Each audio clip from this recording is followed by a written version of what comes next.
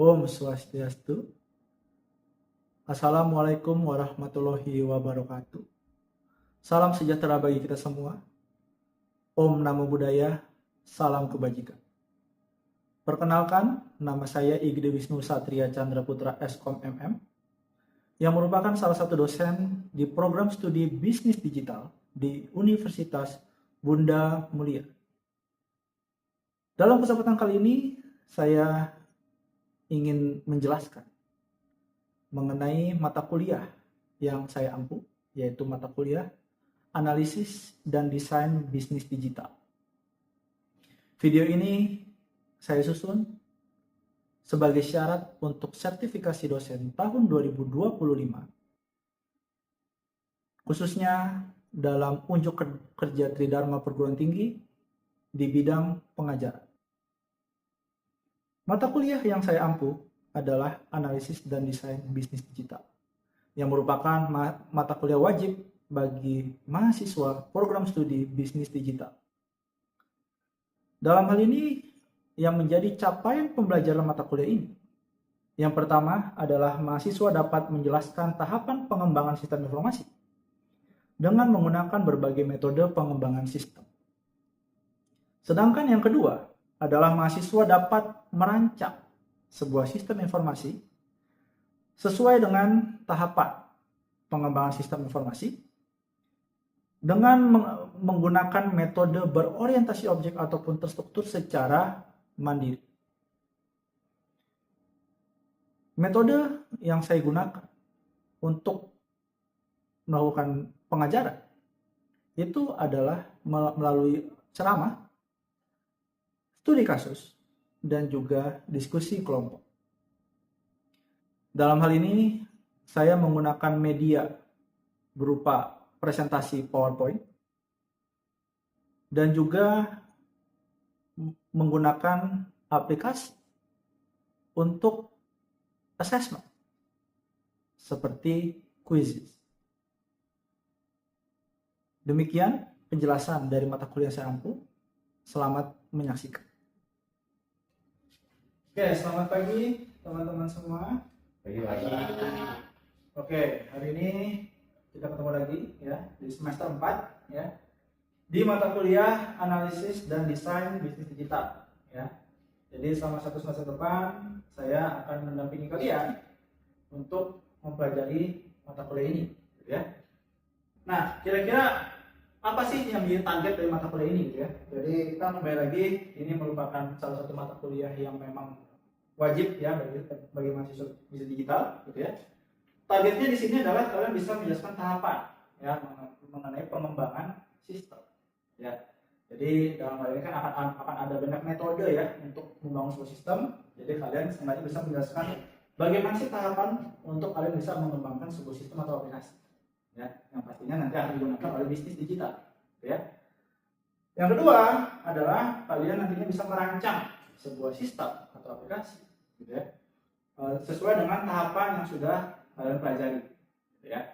Jadi nanti outcome dari mata kuliah ini adalah kalian bisa membuat ya sebuah rancangan aplikasi untuk bisnis gitu ya, outcome-nya itu ya. Nah, untuk materi pertama kita akan bahas mengenai System Development Environment and the Origins of Software ya. Fokus dari materi pertama ini adalah kita akan mempelajari mengenai konsep System Development Life Cycle atau SDLC, yang merupakan metode yang banyak digunakan untuk membangun sebuah aplikasi ya. Jadi di materinya, jadi pertama saya akan jelaskan dulu intronya ya, mengenalkan apa itu System Development Life Cycle dan juga mata kuliah ini gitu ya. Terus berikutnya kita akan lihat mengenai berbagai pendekatan ya yang dilakukan dari zaman dulu sampai zaman sekarang terkait pembangunan sistem ya. Dan yang terakhir kita akan bahas mengenai apa itu System Development Life Cycle dan juga karakteristiknya gitu ya. Oke, kita akan masuk ke yang pertama dulu ya. Yang pertama mungkin saya sedikit mengenalkan dulu gitu ya mata kuliahnya ya. Jadi seperti yang tadi saya sudah bilang, ini adalah mata kuliah wajib untuk semua mahasiswa program studi bisnis digital ya. Jadi dalam hal ini pastinya kalian sebagai mahasiswa bisnis digital itu nggak cuma belajar bisnis ya, tapi kalian juga perlu mengetahui bagaimana sih caranya untuk membangun sebuah aplikasi yang nantinya bisa dimanfaatkan untuk bisnis, gitu ya. Karena kan sekarang di era sekarang kan apa-apa kita pasti punya aplikasi, gitu ya. Nah, untuk bukunya kalian bisa cari ya di perpustakaan juga ada ya, yaitu buku Modern System Analysis and Design ya. Jadi ini akan menjadi buku yang mendasari seluruh materi yang akan kita pelajari di satu semester ke depan, gitu ya. Nah, untuk bobot nilainya gitu ya. Jadi dalam hal ini 40% itu untuk UAS ya, di mana nanti UASnya itu adalah project ya, project untuk membuat sebuah perancangan aplikasi ya, yang nantinya akan dituangkan ke sebuah laporan atau makalah gitu ya. Lalu 30% dari UTS ya, UTS itu nanti teori gitu ya. Dan 30% dari tugas ya. Dan tugas ini ada tugas mingguan dan juga ada tulis. Seperti itu. Oke, sampai sini ada yang mau ditanyakan dulu? Oke, aman ya? Oke. Berikutnya kita masuk ya ke bagaimana sih sejarahnya gitu ya, sebuah pembangunan sistem gitu ya. Kita akan mulai dari awal ya, tahun 50-an. Tahun 50-an itu komputer generasi pertama baru ada gitu ya. Dan pada saat itu yang namanya software itu dia embed ke hardware-nya ya. Jadi dalam hal ini orang yang bikin software itu adalah orang yang bikin hardware juga gitu ya.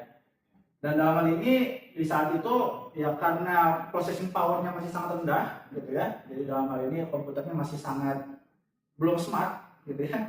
Jadi dalam hal ini fokusnya di saat itu adalah bagaimana sih mereka bisa mempercepat proses ya, processing speed gitu ya. Jadi misalnya komputernya disuruh mengerjakan soal matematika yang awalnya mungkin dia butuh 2 jam gitu ya. Gimana cara prosesnya bisa lebih cepat gitu ya. Nah, jadi pada saat itu aplikasi dibangunnya menggunakan bahasa mesin. Karena kenapa? Karena orang yang bikin mesinnya yang bikin aplikasi. Gitu, ya. Dan dibangunnya dari awal, dari nol. Ya. Nah, terus di tahun 60-an, ya, kita sudah masuk ke era mini komputer.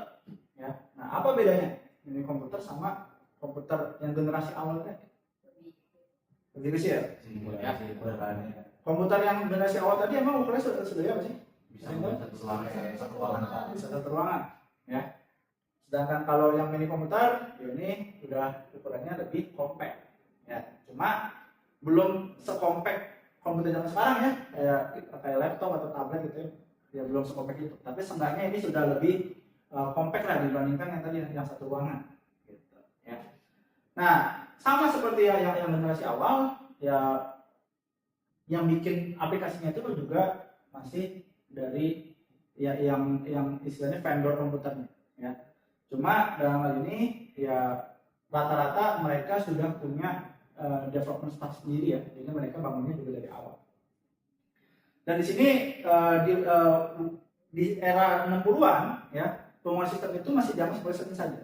Ya, jadi bukan sebagai kewajiban gitu ya.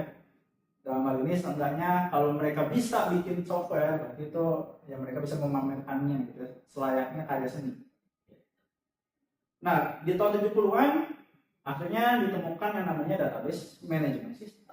Ya. Jadi teman-teman udah pada dapat mata kuliah basic data? Ya. Jadi ya apa yang sudah yang kalian pelajari basic data itu sebenarnya itu di era 70-an tuh ya, orang-orang udah mulai mempelajari gitu ya. Karena dalam hal ini database management system udah mulai marak digunakan di saat itu ya. Dan akhirnya ada pergeseran ya, dari awalnya fokusnya adalah bagaimana mempercepat proses, sekarang fokusnya adalah bagaimana bisa mengolah data. Ya, bagaimana komputer bisa mengolah data. Gitu ya.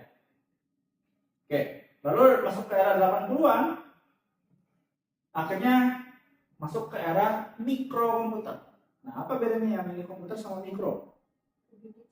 Lebih compact lagi, gitu ya. Lebih portable lagi, gitu ya. Jadi kalau di era mini komputer itu komputer hanya digunakan di organisasi saja, gitu ya. Maksudnya dalam hal ini nggak semua orang punya ya, hanya beberapa organisasi saja yang punya, gitu ya. Sedangkan di era mikrokomputer akhirnya semua orang bisa menikmati komputer, ya komputer siapa, gitu ya. Jadi komputer rumahan, terus akhirnya organisasi yang lain juga akhirnya bisa pakai komputer di era ini, ya. Nah di era ini mulai banyak orang yang jualan software, ya. Jadi dalam hal ini mereka bikin software khusus untuk digunakan oleh mikrokomputer, ya.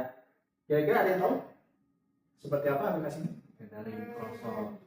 Ya Microsoft gitu ya, Microsoft Word, Excel gitu ya, yang aplikasi-aplikasi word processor, spreadsheet dan sebagainya gitu ya, yang sekiranya bisa digunakan di mikrokomputer dan bermanfaat bagi masyarakat gitu ya.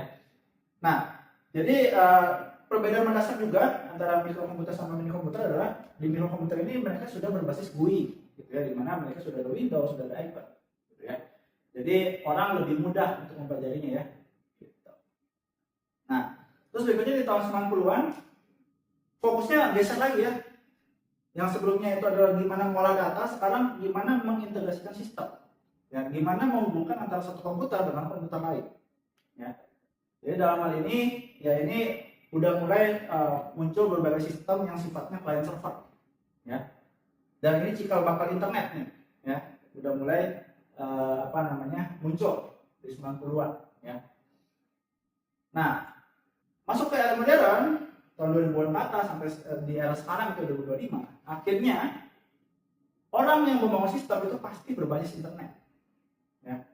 Karena ya sekarang bahkan istilahnya orang bikin sistem pun udah bisa pakai tools yang disediakan di internet. Ya.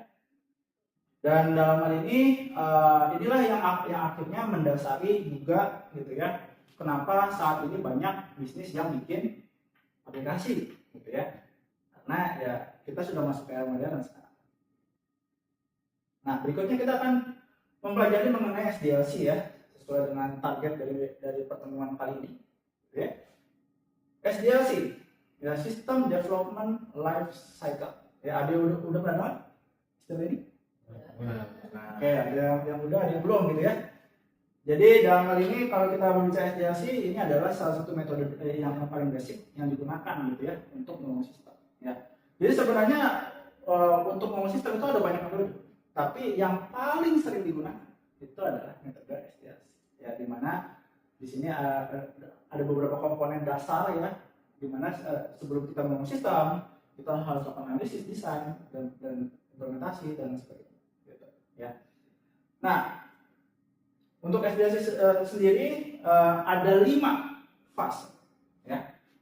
Nah, kan Mas tadi udah ada yang tahu, ya. Jadi kira-kira fasenya ada apa aja? Planning. Oke, planning, ya. Oke.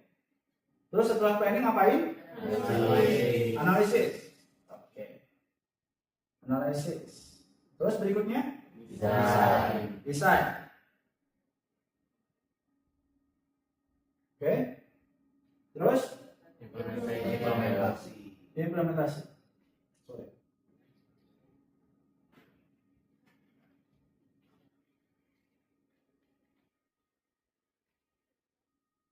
Oke, implementasi ya. Terus berikutnya maintenance. Oke. Jadi dalam hal ini ada 5 tahapan ya: planning, analisis, desain, implementasi, dan maintenance. Oke. Nah, sesuai ya. Berarti langkahnya ada 5, gitu ya. Nah, sekarang kita akan bahas masing-masing, gitu ya. Dimulai dari fase yang pertama dulu nih, ya. Planning, ya. Planning itu ngapain? Merancang atau merencanakan. Ya, lebih ke merencanakan ya arahnya. Ya. Planning ini lebih ke merencanakan. Jadi dalam hal ini sebelum kita bikin aplikasinya, kita lakukan perencanaan dulu. Ya. Dalam hal ini apa sih yang difokuskan di sini, gitu ya? Jadi aktivitas utama di dalam fase perencanaan adalah kalian mencari fenomena atau masalah apa sih yang bisa diselesaikan dengan membangun sistem. Ya. Jadi ini kalian berusaha menjustifikasi, oh ini diperlukan nih bikin sistem, bikin aplikasi, gitu ya. Karena ada masalah A, ada masalah B, dan sebagainya. Gitu ya. Jadi di sini kalian akan mendapatkan alasan, ya, alasan mengenai membangun sistem. Ya. Kira-kira alasannya apa nih? Yang besar. Ya. Soalnya kan dalam hal ini kan butuh modal ya bikin sistem. Jadi kan untuk mendapat approval kita harus melakukan perencanaan. Gitu ya. Terus masuk ke fase kedua. Fase kedua adalah analisis. Ya. Dalam hal ini di analisis ini kita berusaha untuk mencari kira-kira apa sih yang dibutuhkan oleh sistem. Ya. Nah, dan dalam hal ini tahapannya disebutnya sebagai requirement determination. Gitu ya. Jadi kan dalam hal ini kalau misalnya kita mau bikin aplikasi, setelah kita udah dapat dasarnya, kita juga perlu tahu ya, kira-kira butuh apa aja sih, butuh fitur apa aja sih, gitu ya. Atau butuh hardware-nya apa sih, software-nya apa sih, gitu ya, untuk bikin sistemnya, gitu ya. Nah makanya dalam hal ini kita mesti mengumpulkan data.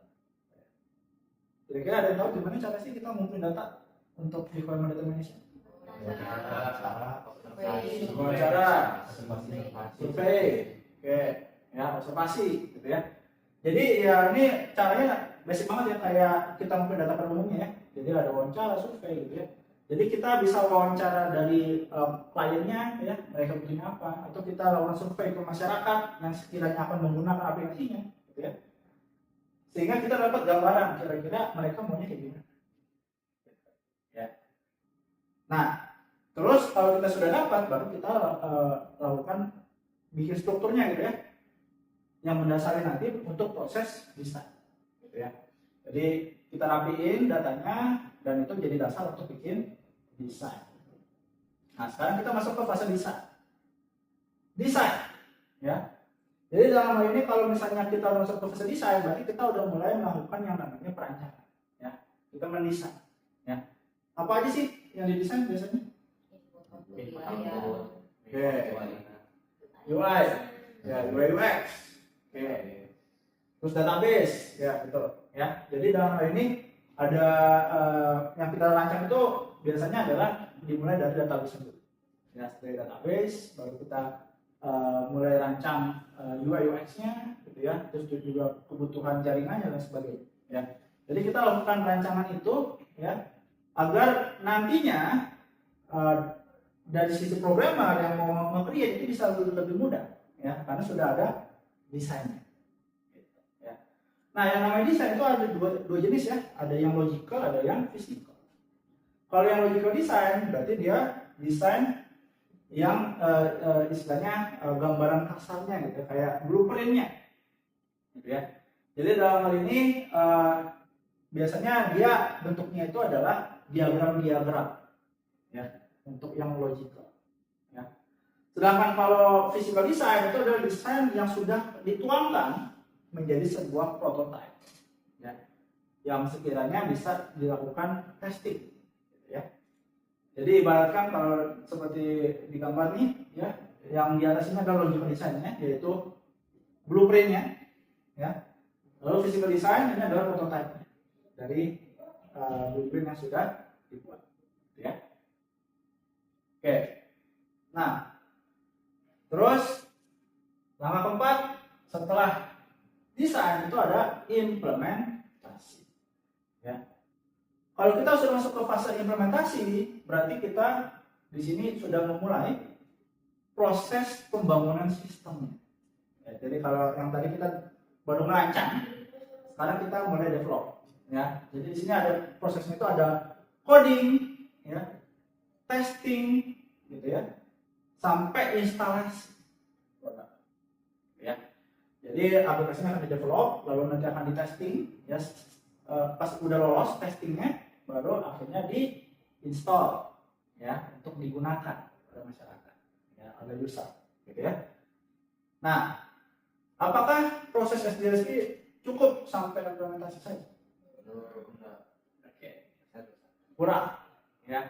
Karena dalam hal ini mungkin kalau orang jualan software mikirnya, oh yang penting udah jadi, udah selesai, tugas saya selesai, gitu ya. Udah jadi, udah diinstal, udah dipakai, udah selesai.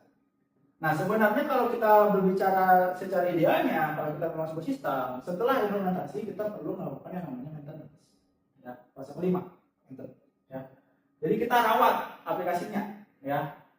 Kita update aplikasinya, ya. Kita perbaiki aplikasinya kalau ada bug, gitu ya. Sehingga dalam hal ini user yang menggunakan aplikasi kita itu bisa merasa tenang gitu ya. Aplikasinya selalu dimonitor. Ya, kalau ada kenapa-kenapa bisa dihandle sama yang bikin. Ya. Oke, jadi itu maintenance. Nah setelah maintenance, akan ada siklus berikutnya, ya, untuk melakukan update. Nah jadi dalam hal ini ada 3 karakteristik utama dari SDLC. Ya. Pertama adalah not sequential. Ya. Mungkin kita melihatnya ini sequential yang urut, tapi sebenarnya ya dalam implementasinya, dalam menjalankannya bisa jadi ini nggak urut. Ya, bisa jadi dari planning dia langsung desain. Atau misalnya dia nggak planning sama sekali, bisa juga. Ya. Terus yang kedua, sifatnya paralel. Ya. Jadi dalam hal ini bisa jadi ada proses yang barengan. Ya. Misalnya contoh analisis sama desain barengan, atau desain sama implementasi barengan, ya, desain sama coding barengan, itu bisa aja. Ya. Dan terakhir ada iteratif. Ya, dia sifatnya iteratif ya. Dia akan terus berulang, ya, baik itu secara keseluruhan atau masing-masing proses. Ya. Misalnya analisis dia bisa diulang terus sampai dia dapat lengkap, desain diulang terus sampai dia sempurna. Ya. Dan nanti outcome-nya adalah ya kita akan mendapatkan sistem yang semakin sempurna. Ya, misalnya kita mengulang siklus terus, lama-lama sistemnya akan semakin sempurna. Oke, nah mungkin seperti itu. Sampai sini ada pertanyaan dulu, ya, teman-teman. Maaf ya. Oke, jadi secara overall yang tadi kita pelajari itu adalah pertama ya bagaimana pengembangan ya dari pembangunan sistem ya, dari eranya komputer yang satu ruangan sampai mikrokomputer, gitu ya, sampai ke era sekarang, gitu ya. Lalu yang kedua adalah kita juga tadi sudah membahas mengenai SDLC ya. Saya harap kita bisa mengingat ini dengan baik, gitu ya, karena ini akan sangat berguna sekali ke depan, gitu ya. Karena di mata kuliah ini intinya kita mempelajari 5 hal ini, gitu ya. Oke, mungkin untuk pertemuan kali ini sampai sini, gitu ya. Jadi terima kasih banyak atas perhatiannya, gitu ya. Dan satu lagi nanti akan ada tugas, ya, secara kelompok yang akan saya berikan ya melalui LMS. Intinya kalian akan membagi kelompok dan menentukan kira-kira kalian ingin bikin aplikasi apa ya untuk project 1 semester ke depan, gitu ya. Oke, jadi sekian untuk hari ini. Thank you teman-teman semua. Selamat pagi. Demikian deskripsi singkat dan juga video pengajaran dari mata kuliah yang saya ampu, yaitu mata kuliah analisis dan desain bisnis digital. Semoga video ini dapat memberikan gambaran mengenai bagaimana kinerja saya dalam bidang pengajaran di Tridharma Perguruan Tinggi. Saya juga berterima kasih banyak atas perhatian Bapak atau Ibu penilai dari sertifikasi dosen tahun 2025. Demikian saya sampaikan. Terima kasih atas perhatiannya. Wassalamualaikum warahmatullahi wabarakatuh. Om Santi Santi Santi Om.